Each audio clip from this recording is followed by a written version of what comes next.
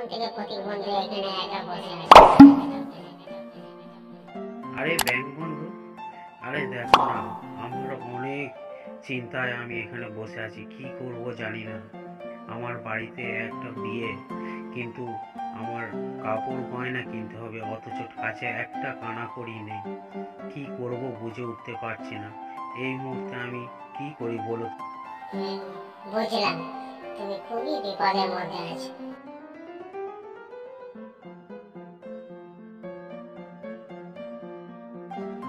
Bank বন্ধু, তুমি বলে দাও এর উপায় কি? আমি কি করতে পারি? আমার মাথায় তো এখন কোনো কিছুই আসছে না। আমি ভাবতেও পারছি না কোত্থেকে কি করবো। তুমি, তোমার কাছে কি একটা কোনো ব্যবস্থা আছে যা দিয়ে এর সমাধান হয়? আমি কারোর সঙ্গে আলোচনা করবো, এও করতে পারছি না। আপনার কাছে কি কিছু আলোচনা আছে? কোনো সমাধান করতে পারবে এর? যদি সমাধান করতে পারো আমি খুবই ভালো থাকবো। হ্যাঁ,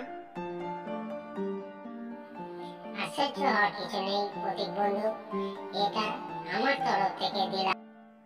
হ্যাঁ, কিন্তু এটা তো কিভাবে ঘটলো? এটা তো এরকম অসম্ভব কিভাবে হলো? ঠিক আছে, আমার কাছে এখন দরকার, আর গয়নাটা হলে আমার খুবই ভালো হতো। হ্যাঁ, কিন্তু ব্যাংক বন্ধু, এই ঋণ যে আমি কোনোদিনও শোধ করতে পারবো না।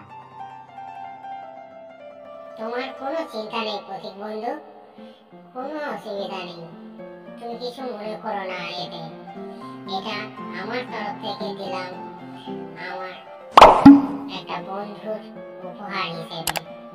তুমি শুধু তোমার বাড়িতে কাজ হয়ে গেলে আমার জন্য শুধু খাবার পাঠিও, আমি তাতেই খুশি থাকবো।